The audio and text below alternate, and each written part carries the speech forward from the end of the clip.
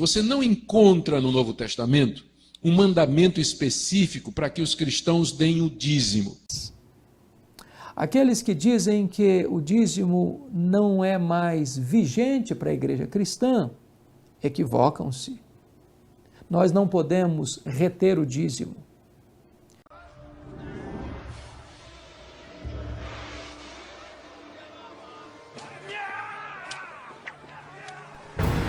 Bem-vindos, evoluídos e não evoluídos. Bem-vindas, todos que nos assistem pela primeira vez. Preparem-se. Dentro de alguns instantes, você irá fazer uma viagem ao mundo imaterial. Senhoras e senhores, vocês são nossos convidados especiais. Suas noites de sono jamais serão as mesmas. Liberte-se da prisão através das análises de pregações, refutações do sistema e ensinos da palavra de Deus que irão impactar a sua vida espiritual. Sua mente deseja sabedoria suprema. Eu tenho o prazer de informar a todos os presentes que a sua viagem ao mundo extrafísico vai começar com vocês. Equívoco do Cristianismo, com Kesley.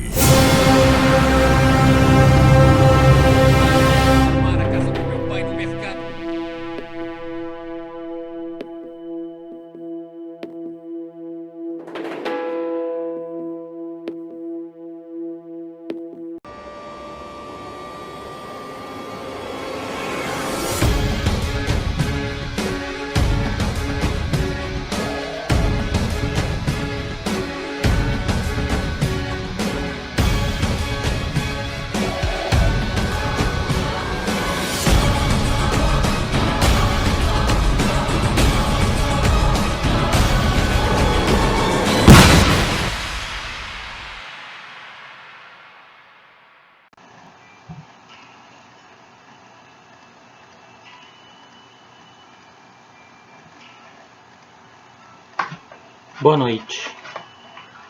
Bom, como vocês já puderam notar, nesse mundo protestante, alguns pastores utilizam textos do Antigo quanto textos do Novo Testamento para defender a prática do dízimo na dispensação da graça, trazendo preceitos velho-testamentários para os dias de hoje. Então, quando a gente vai fazer um trabalho de análise sobre essas doutrinas, a gente tem que fazer um trabalho mais amplo, analisar o contexto dos textos, tanto no Antigo quanto do Novo, ver o contexto histórico, cultural. Por exemplo, quando eles citam muito Mateus 23, nós sabemos que Mateus 23, 23 ainda é Velho Testamento, porque Cristo ainda estava vivo. E segundo está escrito em Hebreus capítulo 9, versículos 15, 16 e 17, só há Novo Testamento quando o testador morre. A mesma coisa de você ir no cartório, fazer um testamento. Esse testamento ele só vai ter validade depois que você partir, depois que você morrer. Então, nós vamos estar analisando o ensinamento de um intitulado Reverendo. E ele vai facilitar mais o nosso trabalho, porque ele sabe do engano que é cobrar dízimo nos dias de hoje.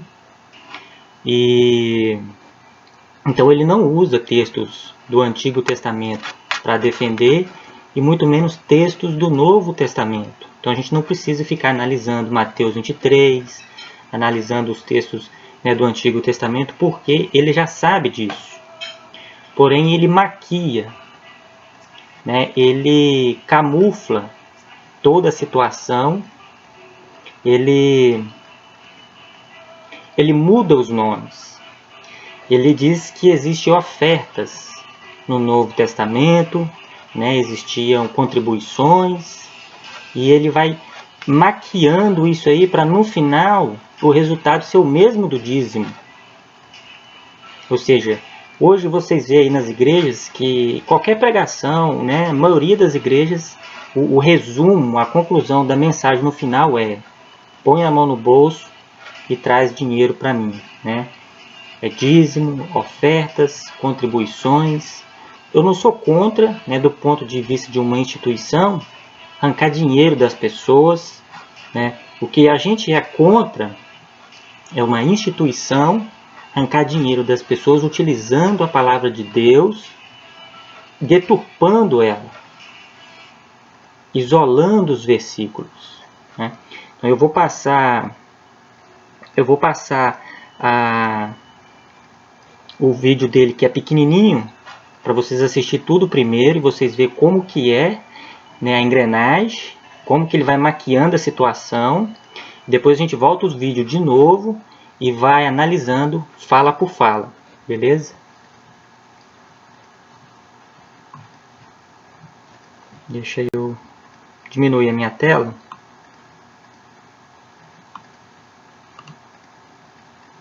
Você não encontra no Novo Testamento um mandamento específico para que os cristãos deem o dízimo. O que você encontra é o seguinte: isso aí está claro no Novo Testamento. Todos os cristãos têm que colaborar e dar para a igreja. Isso você encontra de maneira abundante no Novo Testamento. Paulo fala de recolhimento de ofertas. 2 Coríntios capítulo 8, capítulo 9. Você vai encontrar Paulo organizando uma coleta entre os membros da igreja. Você vê Paulo em 1 Timóteo capítulo 5 dizendo que o trabalhador é digno do seu salário, que os pastores que se esforçam na pregação da palavra e no governo, eles têm que ser merecedores de dobrados honorários. De onde vem esse dinheiro? Então, todo crente é convocado no Novo Testamento a dar para a igreja. Isso é claro. Primeiro, todo mundo tem que dar. Segundo, a Bíblia diz que eles têm que dar generosamente. Não pode, Deus ama a quem dá com alegria. Não é dar assim, não é? Feito os israelitas estavam dando aqui, o ceguinho, o coxo, dilacerado, o aleijado, mas dando com alegria, dando com abundância. Terceiro princípio que você encontra no Novo Testamento: o crente tem que dar com proporcionalidade. 2 de Coríntios, capítulo 8, cada um contribua de acordo com o que tiver recebido de Deus. Então, há a questão da proporcionalidade. Quem ganha mais, dá mais. Quem ganha menos, dá menos. Mas todos têm que dar de acordo com o que receberam de Deus. Ora, se todo mundo tem que dar com frequência, com constância, se todo mundo tem que dar generosamente, e se todo mundo tem que dar proporcionalmente, nós estamos falando de quê então? Do dízimo. Não chame de dízimo. Se você não quer chamar de dízimo, não chame. Mas então não chame de dízimo, mas então contribua sempre generosamente e proporcionalmente ao que Deus tem lhe dado. E se você vai procurar um referencial, você já encontra o referencial do Antigo Testamento. Portanto, o dízimo, ela não é uma lei do Novo Testamento, mas ela é uma tradição da Igreja de Cristo que sempre funcionou. Nos Estados Unidos funciona diferente. As igrejas presbiterianas, pelo menos que eu conheço, elas funcionam diferentes. O que é que eles fazem? Eles planejam, a economia americana é mais estável, né? Então, eles planejam o orçamento da igreja, quanto é que a igreja vai gastar em 2012. Então, eles sabem a renda de cada família, isso é declarado, eles declaram com a renda de cada família. Aí, então, eles fazem o orçamento da igreja e dividem pela família, e diz assim, olha, o orçamento de 2012 é $1 milhão. Nós temos 300 famílias na igreja, para cada família cabe isso aqui. Então, aí o americano, ele paga aquilo ali, ele pode resolver pagar por mês ou ele paga de uma vez só, porque quase não tem inflação, né? Então, ele pode pagar de uma vez só. Então, é um sistema diferente. Em alguns lugares na Europa, 5%. Por quê? O pessoal é tão rico, né, que 10% vai sair dinheiro pelo ladrão, o pessoal não sabe o que é que faz com tanto dinheiro. 5% é suficiente para suprir todas as necessidades da igreja.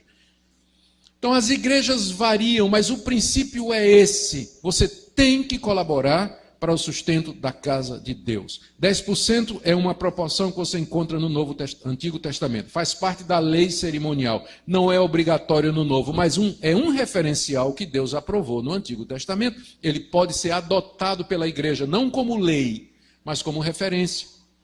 E você não vai ser amaldiçoado por Deus se você não der 10%. Você vai ser, ser ripado se você não der, for mão de vaca, não é isso? E não der proporcionalmente. Aí sim, aí Deus vem em cima de você. Pode ter certeza disso. Mas não por causa de 10%. Infelizmente tem esse foco em cima dos 10%. Se esquecendo do que é que está por detrás, que é o princípio da constância, da generosidade e da proporcionalidade. Isso você encontra no Novo Testamento com muita clareza. Na verdade, em certos casos, eu acho que os crentes deviam dar até mais do que 10%. Dependendo da situação da igreja. E eu conheço crentes que dão muito mais do que 10% do que eles ganham para o trabalho de Deus. 10% é um referencial aprovado por Deus no Antigo Testamento que a igreja pode adotar como sendo um referencial. Mas não entendo que é uma lei para o Novo Testamento. Mas é uma tradição boa que deve ser preservada. Muito bem, mas aqui no caso se tratava no Antigo Testamento era lei. E aqui o povo está desobedecendo uma lei do culto, não é? A Deus, que eles tinham que trazer como parte do culto 10% de tudo que eles tinham ganhado. E a promessa de Deus, então, é essa daqui. No verso 11, ele promete repreender o devorador, que era o gafanhoto que estava comendo as colheitas, para que não vos consuma o fruto da terra. A vossa vida no campo não será estéril, diz o Senhor dos Exércitos. Deus promete, então, que os campos dos israelitas vão frutificar. Todas as nações os chamarão de felizes, porque vós sereis uma terra deleitosa, diz o Senhor dos Exércitos. A nação iria prosperar, seus campos iriam produzir, seu comércio iria crescer, a nação iria ganhar respeito diante de todas as demais nações, uma vez que eles resolvessem obedecer a Deus e oferecer a Deus. Então, nós vamos agora fazer a análise, né? E vocês vão ver como que ele vai amarrando as coisas, né? O vídeo, nós soltamos o vídeo aí, praticamente ele inteiro, para vocês ver e ver se vocês conseguem, né? Pelo que vocês ouviram aí, ver onde é que está os lugares em que ele praticamente maquiou, né? Vamos dizer assim. Trocou ali e tal, deu uma mexida aqui, tirou aqui, e no final o resultado foi o mesmo, né? Então vamos voltar aqui, vamos pegar do início. Encontra no Novo Testamento um mandamento específico para que os cristãos deem o dízimo. Realmente, aí, né, eu tenho que concordar com ele, né? Na verdade, ele é um dos pouquíssimos no Brasil e no mundo, né, a dizer uma realidade dessa. Porém, como eles vivem no sistema, eles têm que arrumar um jeito para maquiar, né, e arrancar aquilo que eles não defendem, mas arrancar de uma outra forma, né? Eu não defendo o dízimo no Novo Testamento, como ele está dizendo aqui, mas vamos arrancar, vamos inventar uma outra forma, né? Vamos adulterar aqui, adulterar ali. E é isso que ele faz. Ele cita vários textos que falam de ofertas, coletas. Porém, nós vamos ver na íntegra, dentro do contexto, está falando para dar para pobres. E não para uma nata eclesiástica. É o que nós vamos ver aqui. O que você encontra é o seguinte. Isso aí está claro no Novo Testamento. Todos os cristãos têm que colaborar e dar para a igreja. Então, todos os cristãos têm que colaborar e dar para a igreja, né? Então, nós vamos ver. A primeira igreja, ela surgiu em Atos capítulo 2. Né? Mais no finalzinho do capítulo que você vai ver, né? Como que a igreja fazia isso, então? Já que ele está dizendo que tem que colaborar e dar para a igreja, mas quando ele fala igreja, né, tem que dar para a igreja, realmente nós temos que colaborar e dar para a igreja, mas a igreja, ela é um grupo de pessoas. E quando se fala em colaborar, é colaborar com esse grupo de pessoas, os mais necessitados. Porém, ele, quando fala colaborar e dar para a igreja, ele não está se referindo à igreja como pessoas. Ele está se referindo à igreja instituição, na qual ele mesmo é presidente de uma delas. Então aí você já começa a ver a deturpação dos textos bíblicos. Vamos ver aqui alguns textos em Atos 2.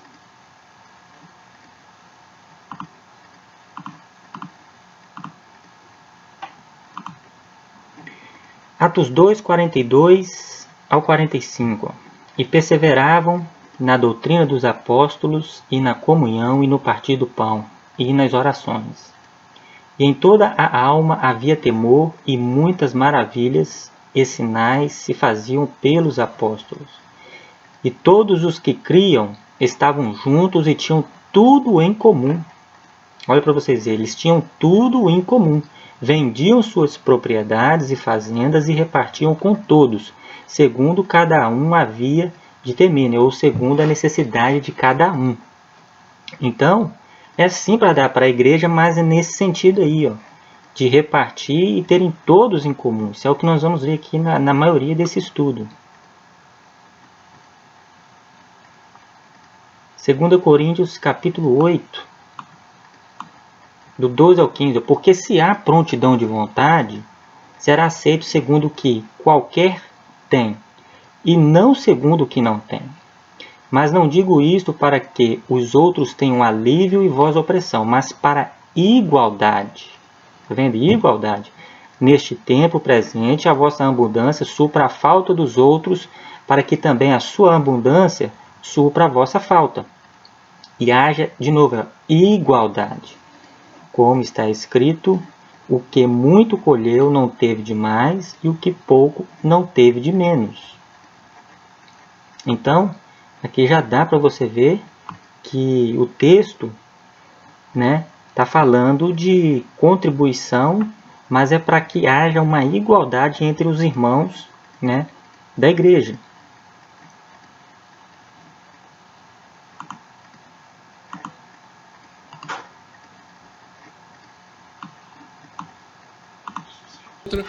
De maneira abundante no Novo Testamento. Paulo fala de recolhimento de ofertas, 2 Coríntios capítulo 8, capítulo 9.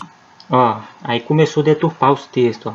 Já está falando 2 Coríntios capítulo 8 e 2 Coríntios capítulo 9. Vamos ler aqui para poder ver se esses textos que ele está citando, 2 Coríntios 8 e 9, está falando de dar dinheiro, essas ofertas, para nata, para instituição, para a igreja instituição, e não as pessoas. Vou voltar aqui de novo, para vocês verem como que é feito o engano. 2 Coríntios 8, que ele citou. Porque segundo o seu poder, o que eu mesmo testifico, e ainda acima do seu poder, deram voluntariamente, pedindo-nos com muitos rogos a graça e a comunicação deste serviço, que se fazia para com os santos. Do 12 ao 15, porque se há prontidão de vontade, será aceita segundo o que qualquer tem, e não segundo o que não tem. Mas não digo isto para que os outros tenham alívio e vós opressão, mas para a igualdade. Neste tempo presente, a vossa abundância supra a falta dos outros, para que também a sua abundância supra a vossa falta e haja igualdade. Como está escrito, o que muito colheu não teve de mais, o que pouco colheu não teve de menos. Ou seja, os que tinham muito, eles davam mais para suprir os que tinham de menos, e então havia o que? Uma igualdade. Então nós já vimos 2 Coríntios 8, que está falando de igualdade, está falando para os santos, está falando para as pessoas mais simples da Judéia, entendeu? E não está falando para dar uma nata eclesiástica. Agora nós vamos para 2 Coríntios capítulo 9, que ele citou também. Nós vamos ver, é o texto que eles mais dizem, que mais usam, também vai estar falando para dar para pobres. Ó, dos 6 ao 9, eu digo isto, que o que semeia pouco, pouco também ceifará. E o que semeia em abundância ceifará. Cada um contribua segundo propôs no seu coração, não com tristeza ou por necessidade, porque Deus ama ao que dá com alegria. Isso aqui, meu amado, você vai ver e muito, sabe aonde? No cartãozinho de dízimo. Né? Você que é dizimista, vê aí no cartãozinho de dízimo da sua igreja, se não tem aqui, a maioria usa esse versículo. Né? Cada um contribua segundo propôs no coração, não com tristeza, porque Deus ama o que dá com alegria. O que eles não fazem, não citam e não vai ler para você é o seguinte, é o versículo 8 e o 9. Né? Eles não vão ler o contexto. Como ele citou 2 Coríntios 8 e 9, realmente está falando, mas vamos seguir lendo. E Deus é poderoso para fazer abundar em vós toda a graça, a fim de que, tendo sempre, em tudo, toda a suficiência, abundeis em toda boa obra. Conforme está escrito, espalhou, deu aos pobres. A sua justiça permanece para sempre. Eles não citam esses textos.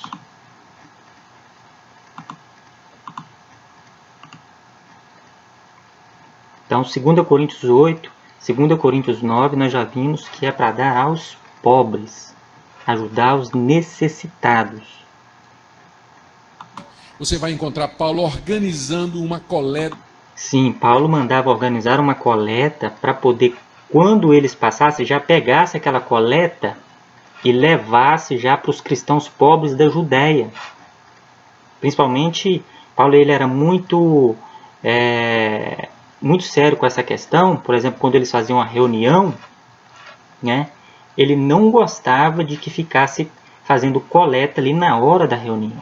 Então ele já falava, olha, nós já vamos passar aí, você já faz a coleta, que a gente já está indo, né, para o lugar tal, nós vamos levar a coleta para poder ajudar. Né? Vocês vão, leva na frente, instituir alguém de confiança.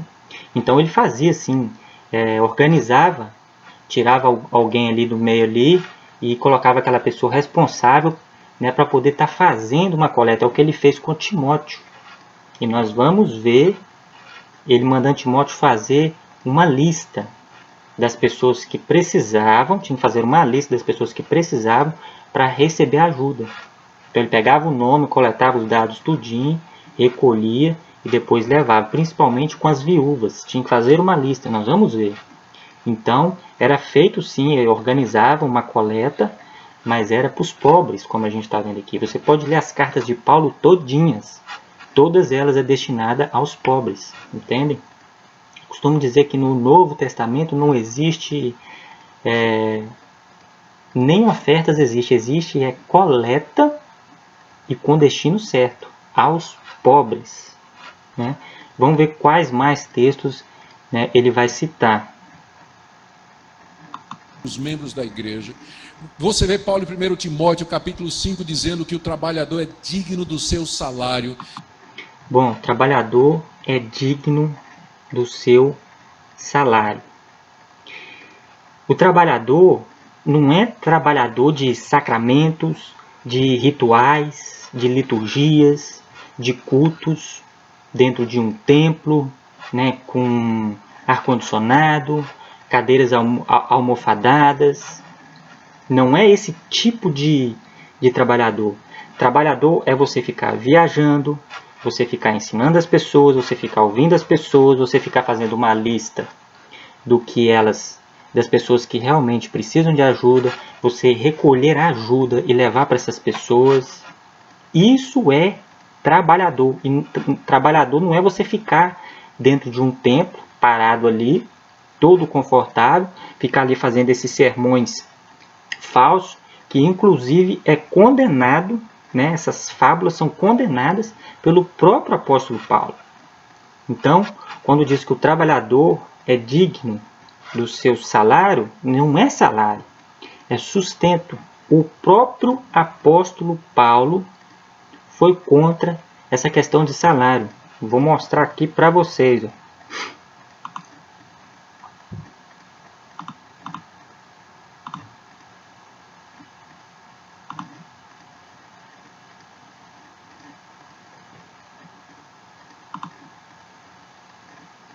Olha aí. 2 Coríntios 11, 7, 8 e 9. Pequei porventura humilhando-me a mim mesmo, para que vós fosseis exaltados? Porque de graça vos anunciei o Evangelho de Deus. Ele está fazendo uma pergunta.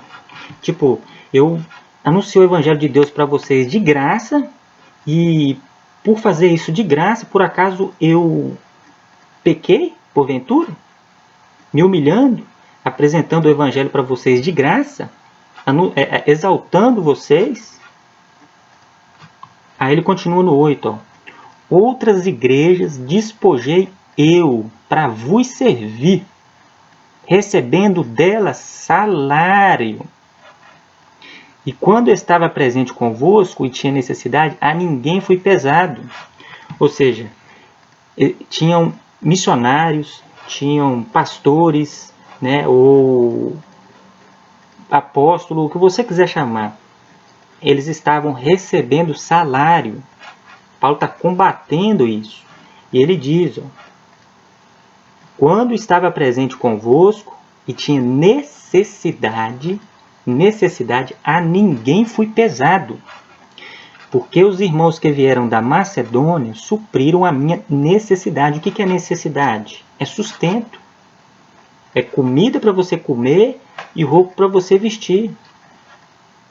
E Paulo, os missionários, os que iam, sofriam, que abirrogaram de tudo que já tinha antes. Paulo ele tinha cavalos, ele tinha cavaleiros, ele tinha soldados, né? Ele era um cara de boa situação. Ele abriu mão de tudo para poder sofrer perseguições, para poder ser apedrejado praticamente até a morte, né? Então, ele que foi um enviado, um emissário, ele tinha o direito de receber sustento. E mesmo assim ele abriu mão desse direito que ele tinha, né? E além dele abrir mão, ele trabalhava. Só em algumas vezes que não tinha como ele trabalhar, produzir as tendas que ele produzia, é que a igreja socorria ele. As escrituras dizem que ele foi socorrido 2 vezes pelas igrejas, né? Mas com que? Sustento, não é salário. E em tudo me guardei de vos ser pesado, e ainda me guardarei. 2 Coríntios 11, 7, 8 e 9. Né? Então a gente não pode ir além do que está escrito. Né? Por exemplo, esses que tinham direito de receber salário, por exemplo, né? Esses que podiam receber sustento, salário não, sustento, esses que tinham direito de receber, que tipo de trabalho que eles faziam, né? Ou seja, como que eles viviam. Então, vamos só mostrar aqui para vocês. Deixa eu ver aqui.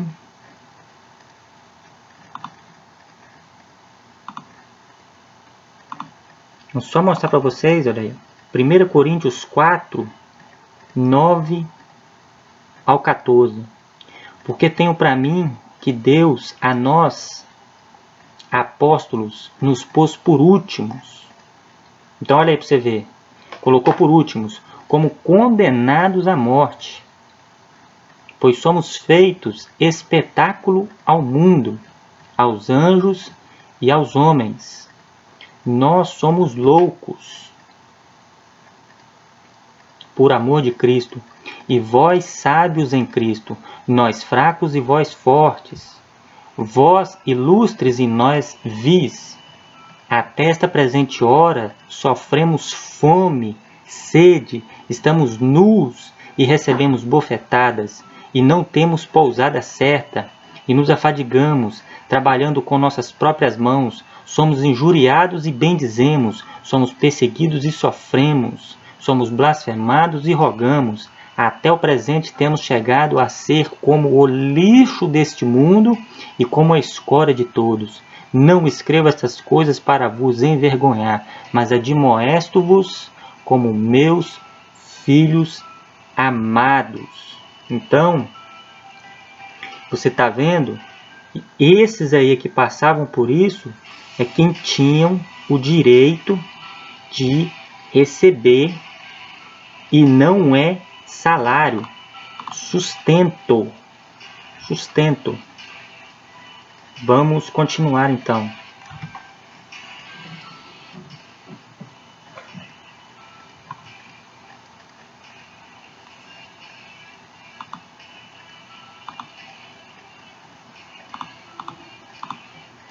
Que os pastores que se esforçam na pregação da palavra e no governo, eles têm que ser merecedores de dobrados honorários. De onde... Não é pastores primeiro, é apóstolos que se esforçam na obra, né, que trabalham, como eu já citei. Não é que fica dentro de um templo, dirigindo culto, sacramentos, rituais, liturgias que inclusive são velho-testamentárias, né? Eles que são missionários, são enviados, eles têm o direito de receber sustento. E a Bíblia diz que eles têm, acho que vai falar aqui, eles têm o direito de receber honra dupla, né? E aí ele me pergunta de onde vem esse dinheiro. A questão não é de onde vem o dinheiro, a questão é o destinatário, para onde esse dinheiro vai. É para os pobres, não é para o bolso de vocês, né? Então, todo crente é convocado no Novo Testamento a dar para a igreja. Isso é claro. Primeiro, todo mundo tem que dar. Segundo, a Bíblia diz que eles têm que dar generosamente. Não pode. Deus ama a quem dá com alegria. Não é dar... Mais uma vez, Deus ama quem dá com alegria. Eu vou voltar aqui.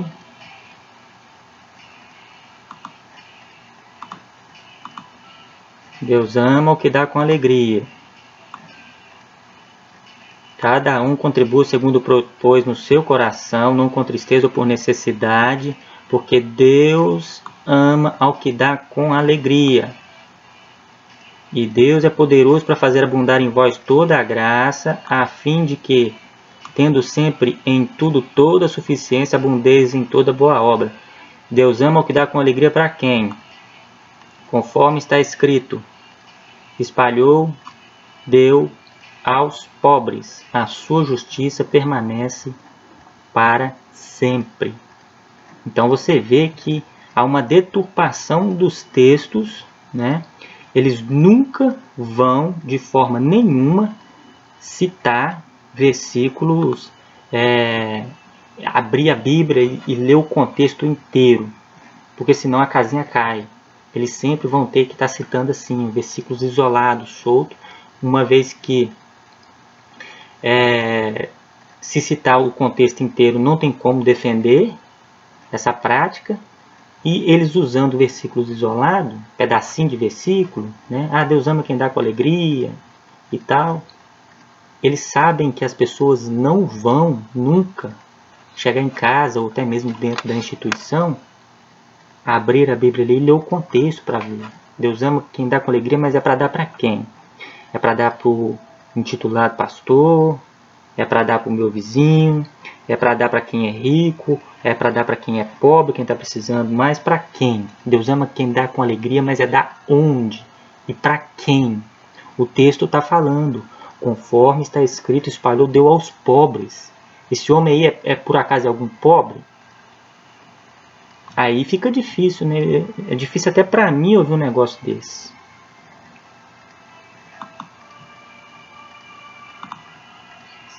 Né? Feito, os israelitas estavam dando aqui o ceguinho, o coxo, o dilacerado, o aleijado, mas dando com alegria, dando com abundância.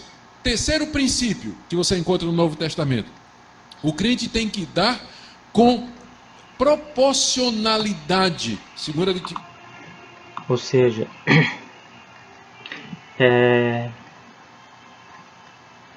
o que eu citei, né? Dar com proporcionalidade da segundo que você tem, é o que está em 2 Coríntios 8, mas é para os pobres, para que houvesse igualdade. 2 de Coríntios, capítulo 8, cada um contribua de acordo com o que tiver recebido de Deus.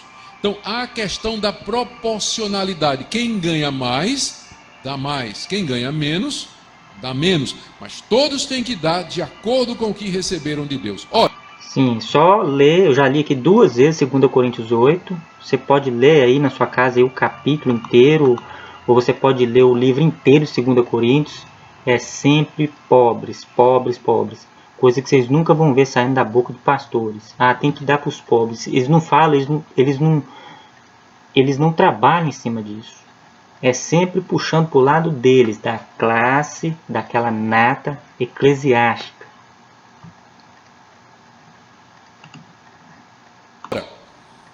se todo mundo tem que dar Ó, com frequência, com constância, se todo mundo tem que dar generosamente, e se todo mundo tem que dar proporcionalmente, nós estamos falando de quem então?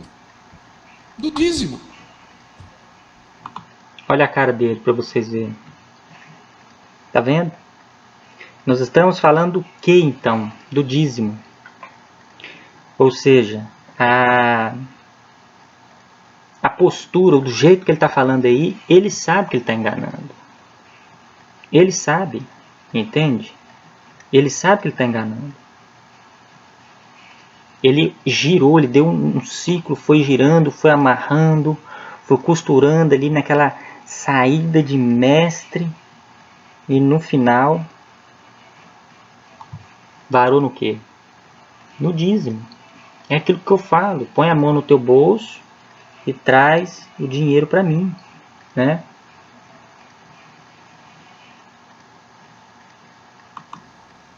Não chame de dízimo. Se você não quer chamar de dízimo, não chame. Mas então não chame de dízimo, mas então contribua sempre, generosamente e proporcionalmente ao que Deus tem lhe dado. E se você vai procurar... Não chama de dízimo não, né? É tudo dinheiro mesmo. Se chama do que você quiser, oferta, contribuição, coleta, dízimo. Não precisa, não vamos assustar vocês não precisa chamar de dízimo, né? Mas você tem que dar. Não é para os pobres não, é para a igreja, aqui para a instituição. Traz aqui para a classe eclesiástica, né? Referencial, você já encontra o referencial do Antigo Testamento. Procurar um referencial, você já encontra um referencial no Antigo Testamento. Se eu for procurar, se eu for procurar um referencial no Antigo Testamento, o Antigo Testamento tem referencial para você fazer tudo que você quiser. E pior, eu vou procurar um referencial no Antigo Testamento para me dar dinheiro para um outro homem que tem o bumbum rachado igual o meu, come arroz e feijão igual eu, caga uma merda fedendo igual a minha. De BR para BR, eu mesmo fico com o meu dinheiro. Ele não está, os líderes não estão acima. E pelo contrário, Jesus disse que o maior é quem serve. Na sua igreja, você que serve o teu pastor ou o teu pastor está servindo você? Apocalipse 1 diz que todos nós somos reis e sacerdotes. Jesus diz em Mateus 23 que todos nós somos irmãos. Por que eles são melhores? Por que a gente tem que tirar o nosso dinheiro e dar para eles? Isso é uma pergunta que ele ia ficar mais perdido ainda. É um referencial do Antigo Testamento que foi por Cristo abolido. Deixa eu só mostrar para vocês aqui, ó. 2 Coríntios 3, do 12 ao 17. Tendo, pois, tal esperança, usamos de muita ousadia no falar, e não somos como Moisés, que punha um véu sobre a sua face para que os filhos de Israel não olhassem firmemente para o fim daquilo que era transitório. Mas os seus sentidos foram endurecidos, porque até hoje o mesmo véu está por levantar na lição do Velho Testamento, qual foi por Cristo abolido. E até hoje, quando é lido Moisés, o véu está posto sobre o coração deles. Mas quando se converterem ao Senhor, então o véu se tirará. Ora, o Senhor é Espírito, e onde está o Espírito do Senhor, aí a liberdade. 2 Coríntios 3, do 12 ao 17. Então, por que eu vou ficar procurando referencial no Antigo Testamento? Se eu quiser matar alguém e falar que tem referencial no Antigo Testamento, também tem. Mas eu não estou vivendo debaixo da lei, eu não estou na antiga dispensação, no antigo concerto, eu estou no novo concerto, que fala para você não matar seus inimigos, mas amar os vossos inimigos. Né? No Antigo Testamento tem referencial para tudo que você imaginar, até pedofilia. Quando entravam, invadiam cidades inteiras, os guardas invadiam cidades inteiras, matavam todo mundo. Aí teve uma ocasião em que os guardas trouxeram mulheres e crianças que ainda não tinham sido despojadas, crianças virgens. Moisés, quando viu aquilo ali, mandou matar as mulheres, ficou bravo. Por que vocês desobedeceram a ordem? Era para matar todo mundo. Eles não mataram todo mundo, trouxeram mulheres e trouxeram crianças. Mandou matar, Moisés falou, mata as mulheres e as crianças que não despojaram, dê para os soldados. É um referencial. Incesto. Tem lá, você vai ver as filhas de Ló praticando o incesto com o próprio pai. É um referencial. O Antigo Testamento tem referencial para tudo que você imaginar. Ele é muito, mas muito rico em histórias. Poligamia, que era a lei do levirato, tem referencial. Guardar o sábado que eles não guardam, tem referencial do Antigo Testamento. Tem referencial para você circuncidar. O Antigo Testamento tem 1 milhão de referências, mas circuncidar a gente não quer, levirato não, guardar o sábado também não. A gente só vai pegar o referencial que diz respeito a isso aqui, ó, dinheiro, né? E aí enche os bolsos. Vamos continuar mais. Portanto, o dízimo ela não é uma lei do Novo Testamento, mas ela é uma tradição da Igreja de Cristo que sempre funcionou. É uma tradição da Igreja de Cristo que sempre funcionou, mas nós vamos seguir agora tradição, nós temos que seguir tradição. E desde quando a igreja primitiva fez uso dessa tradição? Ele diz que o dízimo é uma tradição do Antigo Testamento, utilizada pela Igreja de Cristo, que sempre funcionou. Deixa eu só voltar aqui para mim rever isso aqui. É o que Deus tem lhe dado. E se você vai procurar um referencial, você já encontra o referencial do Antigo Testamento.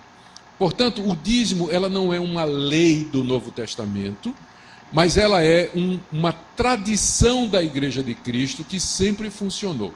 Tradição da Igreja de Cristo que sempre funcionou. Mas se a tradição, nós devíamos ter visto isso na igreja primitiva, que eu li para vocês aqui em Atos 2, que eles repartiam, vendiam as propriedades para que houvesse igualdade. Né? Ninguém tinha nada para si como se dele fosse. Paulo aconselha, né, para que eles ajudassem uns aos outros, para que houvesse igualdade, sempre buscando uma igualdade. Agora,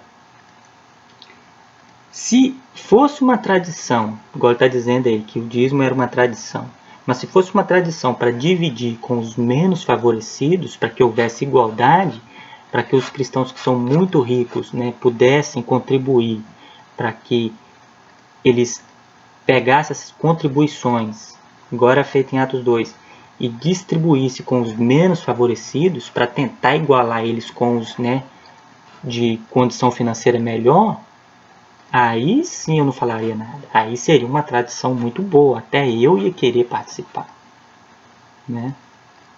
E por falar em tradição, deixa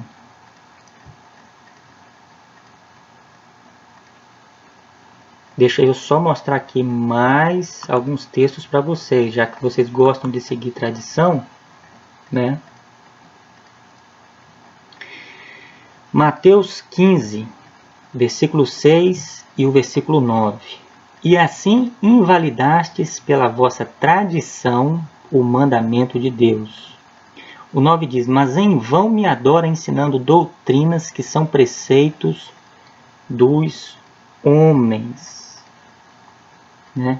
Jesus viveu numa época em que mais existia era tradição. Ele foi um dos que mais quebrou os paradigmas. Né? Ele não participou de tradição nenhuma. Ah, não, isso aqui é uma tradição desde Abraão, isso aqui é do nosso pai Moisés. Né? Tem que lavar as mãos antes de comer. Tinha tradição, você tinha que quebrar um ovo, pegar a casca do ovo, colocar água, jogar água na mão, ela tinha que vir escorrendo. Jesus não participou de tradição nenhuma. E agora vem falar de tradição.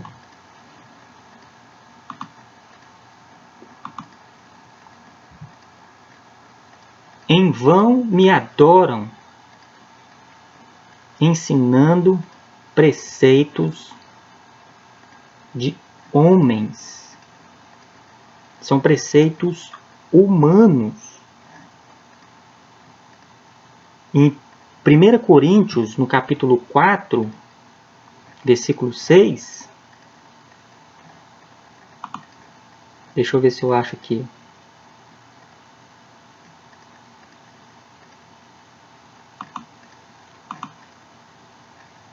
Olha o que diz.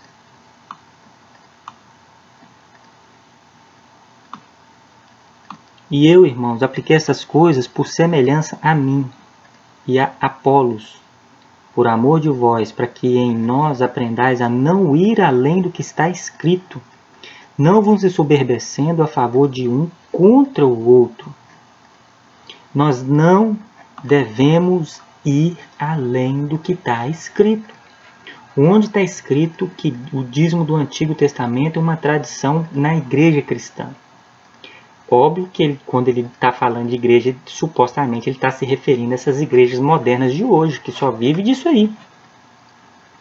Porque a igreja cristã que surgiu em Atos, capítulo 2, você não vê eles praticando isso. Você não vê nenhum apóstolo cobrando o dízimo e nem fazendo a prática do mesmo. Você não vê nenhum apóstolo recebendo salários. Você não vê. E aí você diz assim, é tradição. É tradição e eu contribuo lá e o que o pastor faz lá com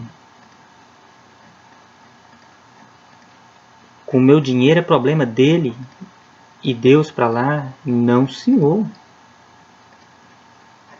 Nós vamos ver isso também,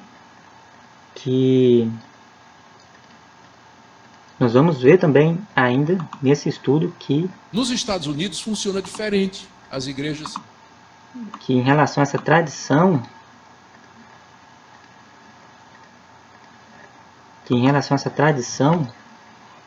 né, você achar que você está dando lá para o seu pastor o que ele faz com o dinheiro para lá não é problema seu, deixa eu só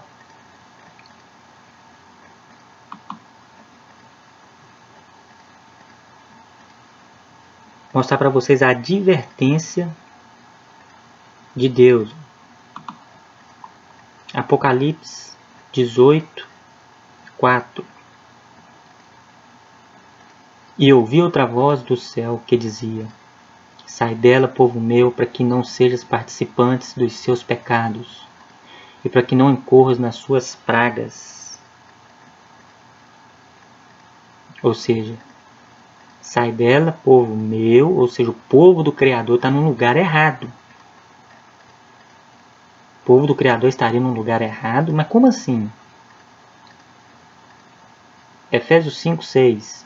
Ninguém vos engane com palavras vãs, porque por estas coisas vem a ira de Deus sobre os filhos da desobediência. Portanto, não sejais seus companheiros e não comuniqueis com as obras infrutuosas das trevas, mas antes condenai-as. Porque o que eles fazem em oculto, até dizê-lo, é torpe. Mas todas essas coisas se manifestam sendo condenadas pela luz, porque a luz tudo manifesta. Pelo que diz: desperta tu que dormes e levanta-te de entre os mortos, e Cristo te esclarecerá. João 10:4. E quando tira para fora as suas ovelhas, vai adiante delas, e as ovelhas o seguem, porque conhecem a sua voz. Né? Então, você vê também em relação em Mateus 15, né, vocês que seguem tradições, vocês que seguem falsos ensinadores, olha aí, ó, Mateus 15:14. Deixai-os, são condutores cegos.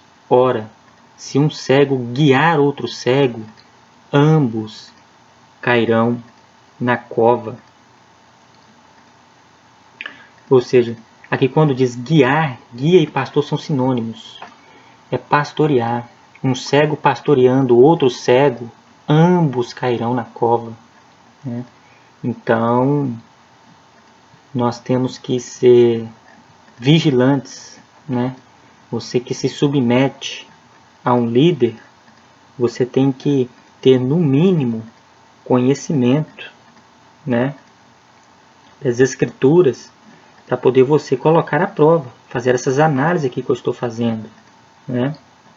Então, nós devemos rejeitar qualquer tradição humana, né, que contradiz a palavra de Deus. Não dá para nos isentar da responsabilidade pensando que os únicos cobrados, né, vão ser os líderes. Não. Vamos continuar. Presbiterianas, pelo menos que eu conheço, elas funcionam diferentes. O que é que eles fazem?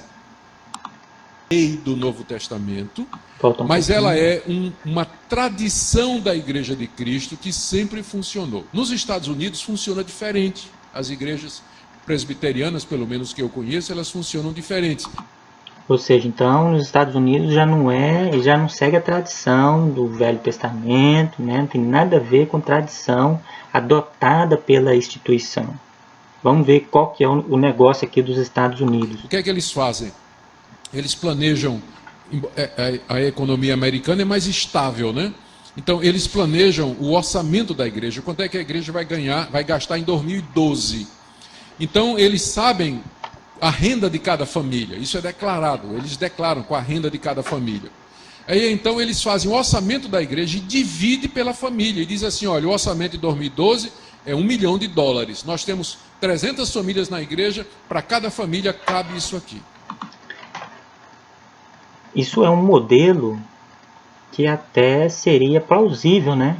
As pessoas querem se reunir, querem estar no lugar, né? Se sentem bem ali ou não, isso eu não sei. Então, o que seria mais viável seria basicamente esse mesmo modelo, né? O pastor de uma instituição, ele pegaria as despesas, pegaria todas as despesas da igreja e dividia as despesas da igreja pelo número de membros, né? Obviamente, os que ganham menos, né, fazer uma soma ali para eles contribuir um pouco menos, né? Então, e o pastor, ele iria trabalhar, fazer igual Paulo. O apóstolo Paulo diz ainda que quem não quer trabalhar, que não coma, né? Então, Isso é um modelo que poderia ser feito, né? Porque nós temos os dois maiores sistemas do mundo, que é o sistema político e o sistema religioso. Político, o sistema político que deveria ser para cuidar dos pobres, e o sistema religioso, a palavra religião, né, que seria religare, aproximar o homem de Deus. Ambos não praticam o que na etimologia deveria ser praticado, né? Os políticos e a política roubam os pobres e a religião afasta o homem de Deus. Quanto mais você se aproxima da religião, mais longe da verdade você fica. Porque eles não podem te falar a verdade. Esse senhor aqui, né, que eu não conheço, não estou aqui julgando a pessoa dele, a vida dele. Estamos aqui apenas julgando os ensinamentos, colocando à prova, né? Ele sabe dessas verdades. Só que ele está num sistema, ele vive num sistema. Ele não vai matar uma vaca que está dando leite para ele. Seria o mesmo que você fazer um gol contra, seria mesmo que você matar a única galinha que está te dando ovo.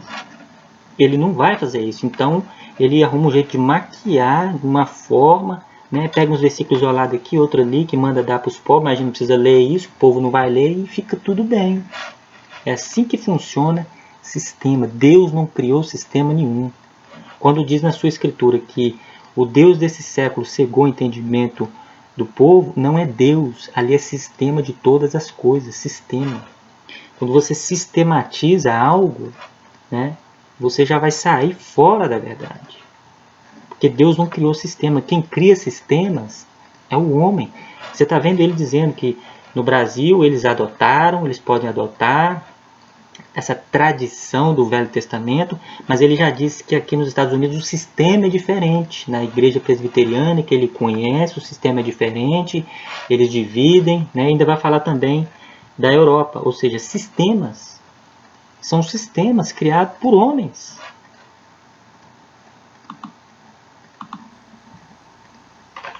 Então, aí o americano, ele paga aquilo ali, ele pode resolver pagar por mês ou ele paga de uma vez só. Porque quase não tem inflação, né? Então, ele pode pagar de uma vez só. Então, a questão daqui nos Estados Unidos não é uma questão de tradição que foi adotada, é uma questão de economia. Inflação que é boa, então nesse caso os brasileiros estão ferrados. É um sistema diferente. Em alguns lugares na Europa, 5%. Por quê? O pessoal é tão rico, né, que 10% vai sair dinheiro pelo ladrão, o pessoal não sabe o que é que faz com tanto dinheiro. 5% é suficiente para suprir todas as necessidades da igreja. E já na Europa, a economia é muito boa, as pessoas ganham muito dinheiro, né? Então eles estabeleceram 5%, cada um dá 5%, e é o suficiente para arcar com as despesas eclesiásticas, da estrutura do templo, etc. Ou seja, se fosse uma tradição praticada pela igreja cristã na Bíblia, e realmente poderia ser feita a cobrança de 10% ou mais, então, tanto na Europa quanto aqui nos Estados Unidos, eles estariam abrogando de um direito que iriam favorecer eles ainda mais.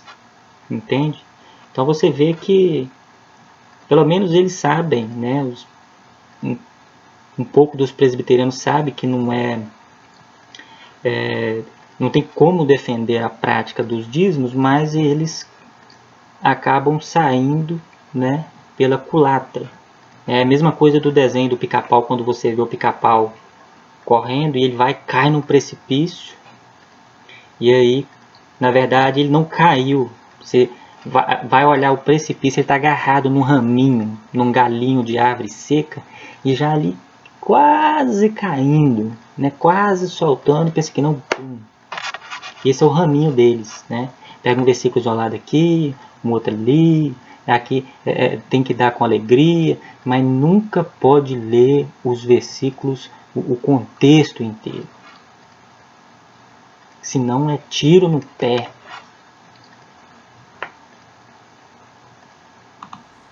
Então as igrejas variam, mas o princípio é esse. Você tem que colaborar para o sustento da casa de Deus. O princípio é este: você tem que colaborar para o sustento da casa de Deus. Nós vamos ver aqui, primeiro que casa de Deus somos nós. Esse sustento, para sustentar a casa de Deus que ele está falando, Paulo foi contra. Eu já mostrei, e nós vamos ver aqui de novo. Nós vamos ver de novo.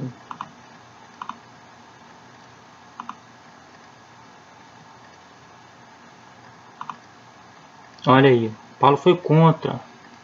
Pequei porventura, humilhando-me a mim mesmo, para que vós fosseis exaltados, porque de graça vos anunciei o Evangelho de Deus. Outras igrejas despojei eu, para vos servir, recebendo delas salários. O cara estava servindo as igrejas e recebendo salários. É o que fazem, é o que os pastores fazem hoje. Eles abrem a igreja deles, para poder ficar ali sentado, né, dirigindo aquele cultozinho, né, toda aquela liturgia, né, e são assalariados. Continuando, e quando estava presente convosco e tinha necessidade, a ninguém fui pesado, porque os irmãos que vieram da Macedônia supriram a minha necessidade. Não é salário, é o que ele precisou ali, é alimento, uma vestimenta. E em tudo me guardei de vos ser pesado, e ainda me guardarei. Entende? Então Paulo foi contra esse sustento que ele está falando aí, de colaborar para sustentar a casa de Deus, uma vez também que nós somos o templo. Nós somos o templo. Olha aí, Hebreus 3, 6. Mas Cristo como filho sobre a sua própria casa, a qual casa somos nós, se tão somente conservarmos firme a confiança e a glória da esperança até o fim. 1 Coríntios 3, 16 e 17. Não sabeis vós que sois o templo de Deus, e que o Espírito de Deus habita em vós? Se alguém destruir o templo de Deus, Deus o destruirá, porque o templo de Deus que sois vós é santo. 2 Coríntios 6,16. E que consenso tem o templo de Deus com os ídolos? Porque vós sois o templo do Deus vivente. Como Deus disse, neles habitarei e entre eles andarei. E eu serei o seu Deus e eles serão o meu povo. Entendem? Então nós não temos que manter templos, nós temos que manter pessoas, cuidar das pessoas, né? Contribuir com as pessoas que precisam realmente de ajuda.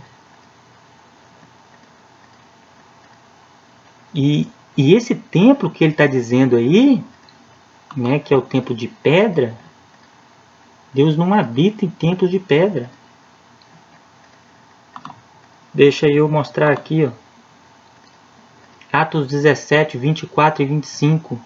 O Deus que fez o mundo e tudo que nele há, sendo o Senhor do céu e da terra, não habita em templos feitos por mãos de homens, nem tampouco é servido por mãos de homens, como que necessitando de alguma coisa, pois Ele mesmo é quem dá a todos a vida, respiração e todas as coisas. Atos 17, 24 e 25. Né? Então, esse sustento não existe. E os que tinham direito de receber sustento, eles sofriam e sofriam muito. Né? Eu vou só mostrar aqui para vocês. Esses aqui, ó, olha aí. Ó. Porque tenho para mim que Deus, a nós, apóstolos, nos pôs por últimos, como condenados à morte, pois somos feitos espetáculo ao mundo, aos anjos e aos homens. Nós somos loucos por amor de Cristo, ó, loucos, fracos, passamos fome, sede, nus, bofetadas, não temos pousada certa, nos afadigamos, trabalhamos com as próprias mãos, injuriados e bendizemos, somos perseguidos, sofremos, somos blasfemados, somos lixo do mundo e escória do mundo. Esses aí que tinham direito de receber sustento. Onde que esses caras que passavam tudo isso aí não ia poder nem sequer receber um sustento? Você acha que seu pastor passa isso aí, para viver esse vidão que eles vivem, receber o salário que eles recebem, para poder ficar dentro de um templo, regindo um coral, um culto? Não vai em lugar nenhum, não prega em lugar nenhum. Ah não, o pastor vai lá, vai 1, 2 vezes por ano. Os caras aqui, o Paulo está falando aqui, trabalhando dia e noite. Deixa eu ver se eu acho aqui mais um texto aqui, ó. São ministros de Cristo? 2 Coríntios 11, 23 e 27. Paulo está falando, eles são ministros de Cristo? Falo como fora de mim, eu ainda mais. Em trabalhos, muito mais. Em açoites, mais do que eles. Em prisões, muito mais. Em perigo de morte, muitas vezes. Recebi dos judeus 5 quarentenas de açoites, menos 1. 3 vezes fui açoitado com varas. 1 vez fui apedrejado, 3 vezes sofri naufrágio, 1 noite e 1 dia passei no abismo, em viagens muitas vezes, em perigos de rios, em perigos de salteadores, em perigos dos da minha nação, em perigo dos gentios, em perigos na cidade, em perigo nos desertos, em perigos no mar, em perigos entre os falsos irmãos, em trabalhos e fadigas, em vigílias e fome, sede, jejum muitas vezes para poder salvar alimento, frio e nudez. Olha o que eles passavam e não ia receber sustento. É claro que esses daí tinham que receber sustento.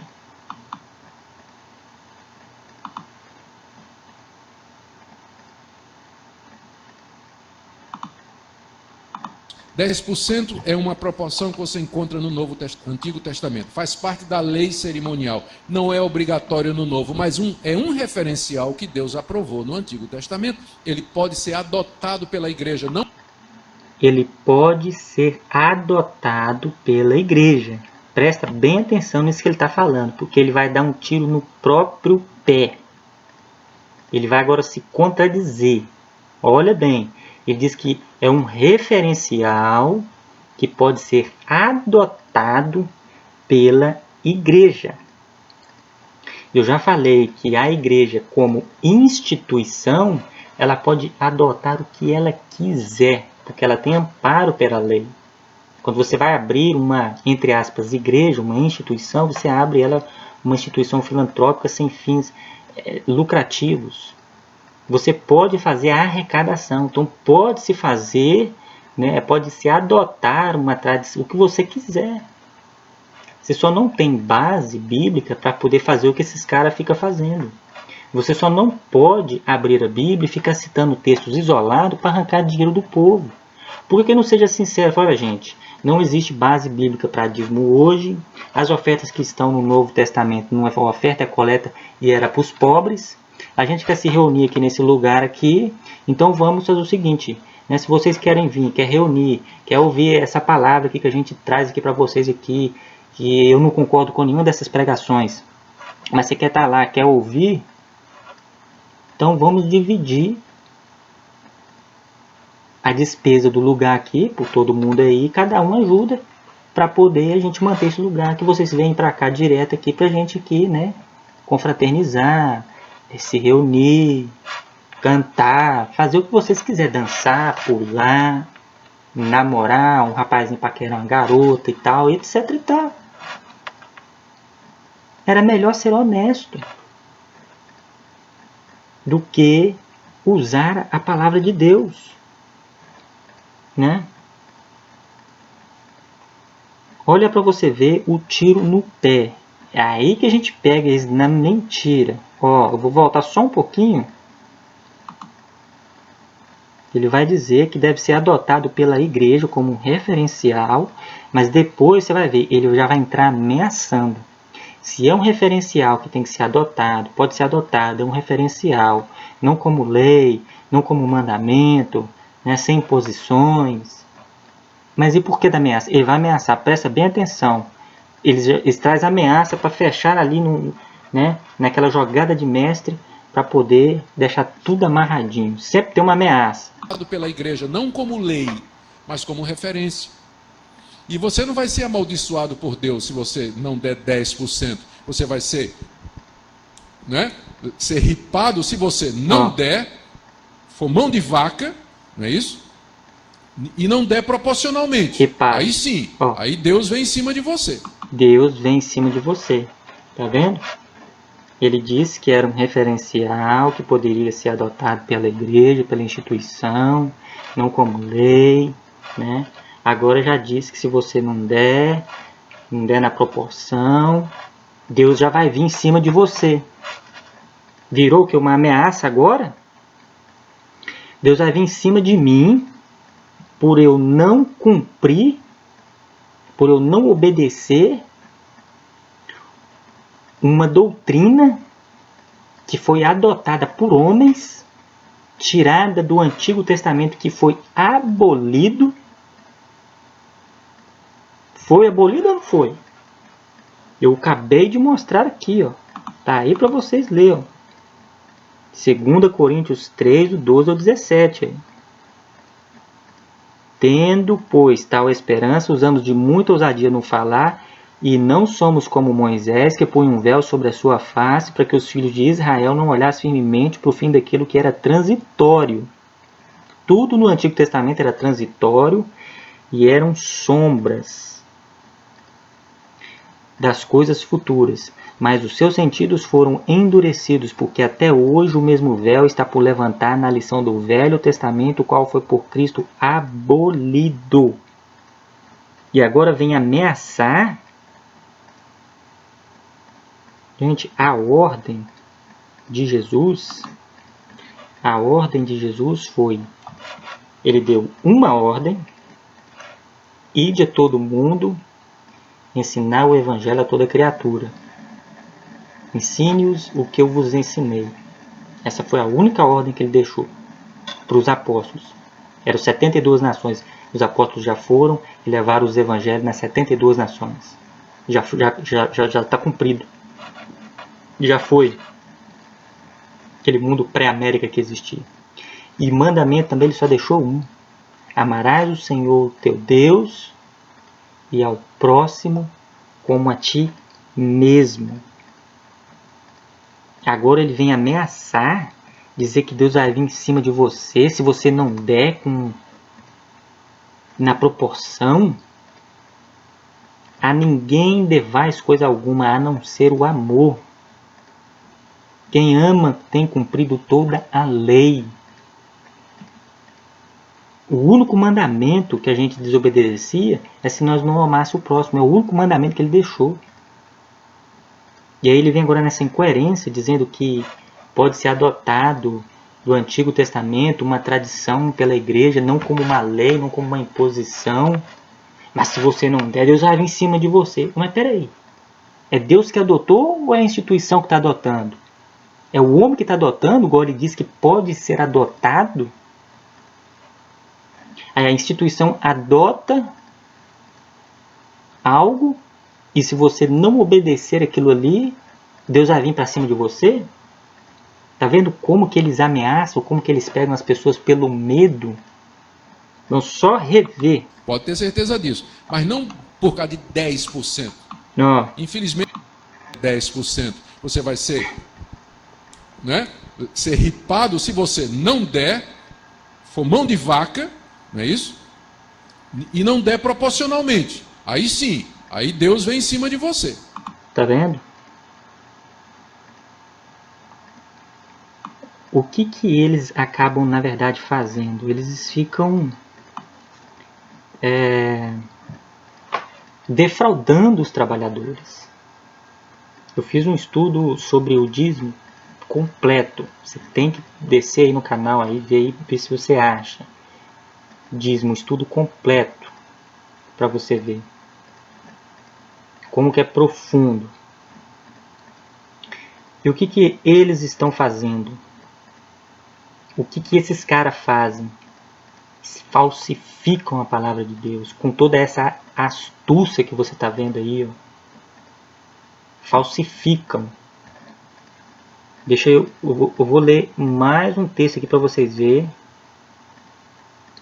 que dá essa referência. Olha aí. Vamos puxar aqui o 2 Coríntios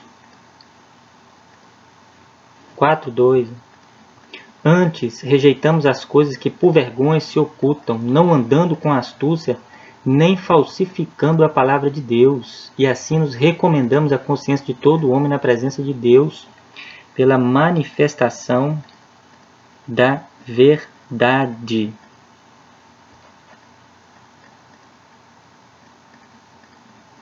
Deixa eu ver se tem aqui mais um textozinho que a gente pode estar lendo. Puxar um texto aqui em João 13. Eu nem sei se eu já li esse texto.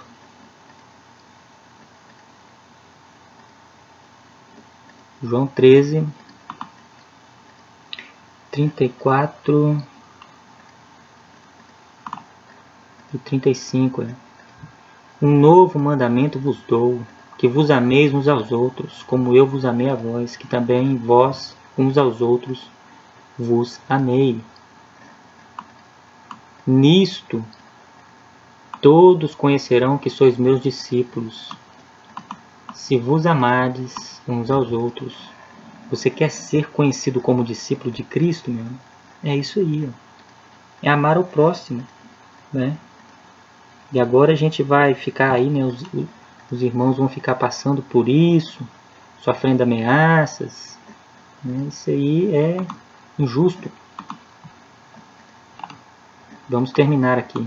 Já estamos acabando. Já. Pode ter certeza disso. Mas não por causa de 10%. Infelizmente tem esse foco em cima dos 10%, se esquecendo do que é que está por detrás, que é o princípio da constância, da generosidade e da proporcionalidade. Sim. Isso você encontra no Novo Testamento. Constância, proporcionalidade, generosidade, mas como nós já lemos, aos pobres. Com muita clareza. Na verdade, em certos casos, eu acho que os crentes deviam dar até mais do que 10%. Olha aí para vocês verem. Eles nunca se fartam. Tem um texto aqui, ó, dá mais, oh meu Deus do céu, dá mais do que 10%.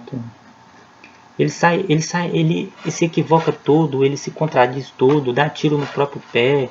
Eles falam que tem que dar com alegria, tem que dar segundo a proporção. Aí depois ele vem e fala que acha melhor e certo dar até mais do que 10%. Agora ele já está trazendo 10% dízimo. 10% de dízimo é a mesma palavra. A bagunça que eles fazem, o giro que eles dão um giro de 360 graus dentro da Bíblia e voltam no mesmo lugar, mas já voltam com outra palavra.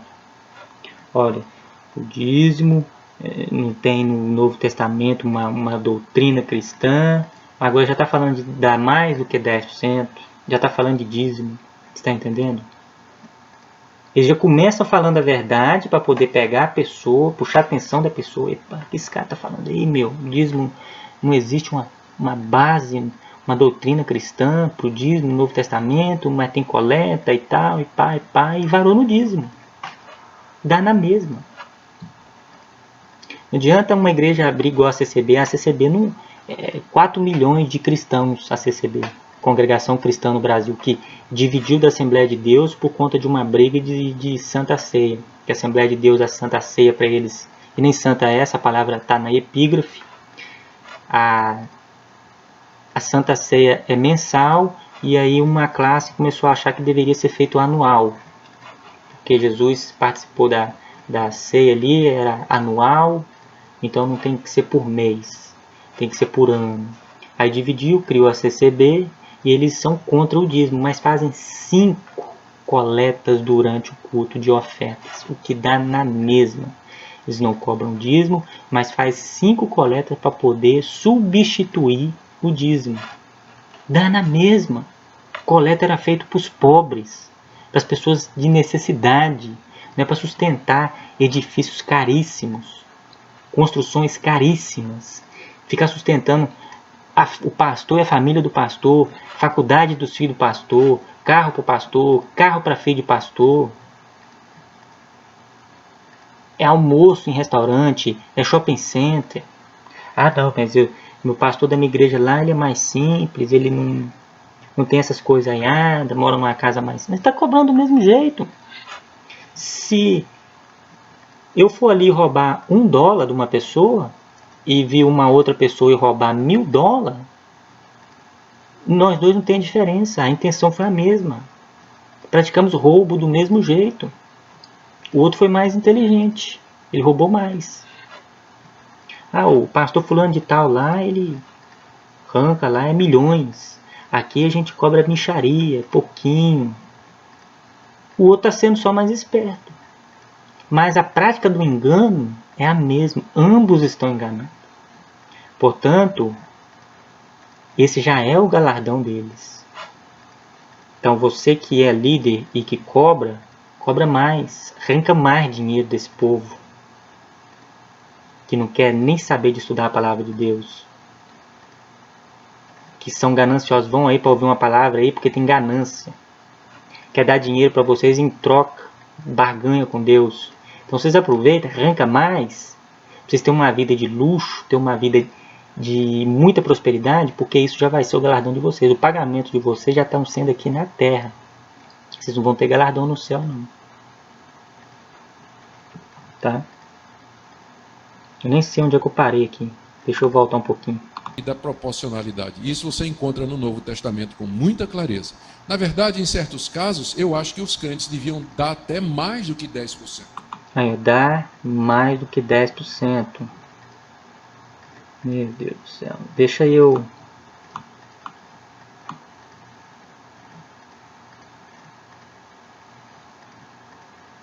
mostrar. Eles não se fartam. Isaías 56:11. E esses cães são gulosos, não se podem fartar. E eles são pastores que nada compreendem. Todos eles se tornam para o seu caminho, cada um para a sua ganância, cada um por sua parte. É sempre assim, é sempre querendo mais, é sempre pedindo mais. Eles nunca se fartam.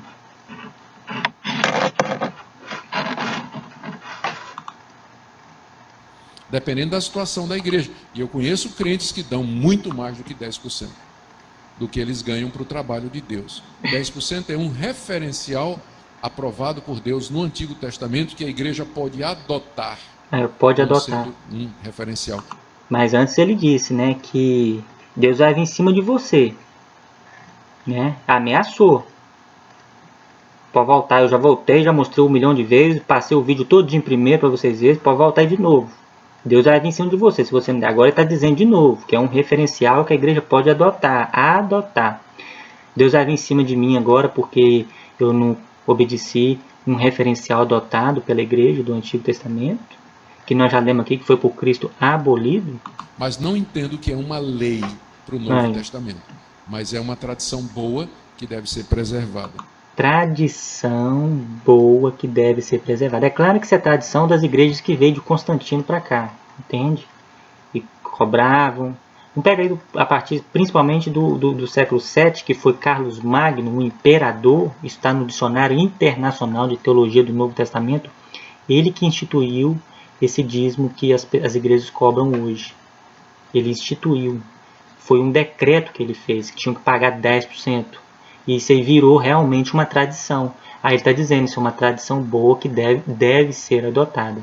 Mas não foi praticada pela igreja, que nós temos referência em Atos 2, temos as cartas de Paulo tudinho, que eles não praticavam esse tipo de doutrina, que é a doutrina do dízimo, de assalariar pastor. Eles viviam muito mal. O apóstolo Pedro disse, nós que abandonamos tudo para te seguir, o que nós vamos receber em troca. Eles eram perseguidos, eles eram caluniados, sofriam todo tipo de sofrimento que existe da natureza, naufrágio, encarava animais, e todos eles morreram, e morreram cedo. Passava direto, Paulo enfrentou vários tribunais, entende? Eles recebiam salário, eles recebiam sustento. Nenhum deles teve vidão, não. Eles não ficavam parados aí, ó, sentado igual o seu pastor fica, regendo um culto, não era nem para estar cultuando, a gente cultua Deus aqui fora com a nossa vida, o que a gente faz com o próximo. Você bendiz ou maldiz Deus, uma vez que você carrega o nome dele, você diz que é cristão, você tem que ser como ele. As suas atitudes têm que ser como ele. Isso é que é dar glórias a Deus. É você ter ações iguais a de Cristo. Cultuar, Paulo diz que nós cultuamos a Deus com o sacrifício dos nossos corpos, nos sacrificando aqui, nos mantendo incorruptíveis com as práticas do mundo. Está lá em Tiago 1,27. Eu vou deixar aqui no final. Muito bem, mas aqui no caso se tratava da no Antigo Testamento era a lei. E aqui o povo está desobedecendo uma lei do culto, não é? A Deus. Eles tinham que trazer como parte do culto 10% de tudo que eles tinham ganhado. E a promessa de Deus, então, é essa daqui. No verso 11, ele promete repreender o devorador, que era o gafanhoto que estava comendo as colheitas, para que não vos consuma o fruto da terra. A vossa vida no campo não será estéril, diz o Senhor dos Exércitos. Deus promete, então, que os campos dos israelitas vão frutificar. Ele já está falando aí do finalzinho, né? Ele começou com Malaquias. E está falando da esterilidade, né? Os pastores, a maioria, nem fala que vai repreender o devorador. E aí param por aí. Ele está sendo sincero, dizendo, já colocou o devorador com gafanhoto. Está certíssimo. Então, quando está certo, a gente fala que está certo. Né? E aí fala da esterilidade da terra, ou seja, porque era frutos da terra, Deus mandava o devorador, que era o gafanhoto, comia, e a terra nem se tornava estéril, ou seja, ela não produzia. Né? Então, ali, Malaquias, ali, praticamente, está falando que se os sacerdotes que estavam roubando, tá? No estudo que eu fiz sobre o dízimo, eu provo cabalmente que quem roubava era o sacerdote, não era o povo. Eles estavam roubando, eles estavam retendo, não estavam dando o dízimo para o órfão, para a viúva e para o estrangeiro. E Deus falou que se eles não obedecessem, a terra ia ficar estéril, ele ia mandar o gafanhoto para devorar os frutos. As nações os chamarão de felizes, porque vós sereis uma terra deleitosa, diz o Senhor dos Exércitos. A nação iria prosperar, seus campos iriam produzir, seu comércio iria crescer, a nação iria ganhar respeito diante de todas as demais nações, uma vez que eles resolvessem obedecer a Deus e oferecer a Deus o culto do qual... Ou seja, se eles obedecessem à lei, né, se eles obedecessem e levassem, entregassem lá no armazém, que era a casa do tesouro, para distribuir o órfão, para a viúva e para o estrangeiro que tinha direito no dízimo. Tá? Eu trouxe as relações tudinho no curso, no nosso ensino. Deus ia abençoar eles de tal forma que ele ia repreender o devorador, e ia abrir a janela do céu para derramar chuva, e eles iam ser muito prósperos, e todas as outras nações ia ver que eles eram uma terra deleitosa, uma terra que estava produzindo muito, né? Ia ter muita prosperidade. Ou seja, se ele diz que todas as nações verão que vocês é uma terra deleitosa, esse é o versículo 12 de Malaquias 3:12, 11 e 12, você pode estar lendo, eles vai só até o 10. Então, se eles obedecessem à lei, as outras nações, então isso prova que Deus estava falando só para eles, só para a nação de Israel. Entende? Era só para a nação de Israel. Então, se eles obedecessem, Deus iria abençoar eles, que todas as outras nações iam ver que eles eram muito bem abençoados. Né? Tinha uma terra deleitosa. Então, tá aí mostrando para vocês, né, como que é a engenharia toda do processo, do sistema, né? Ou seja, estude, medite. Se você ainda vive debaixo de um sistema, se você ainda tem alguém como seu mediador, porque as escrituras, o apóstolo Paulo diz que só há um mediador entre Deus e os homens, Cristo, homem.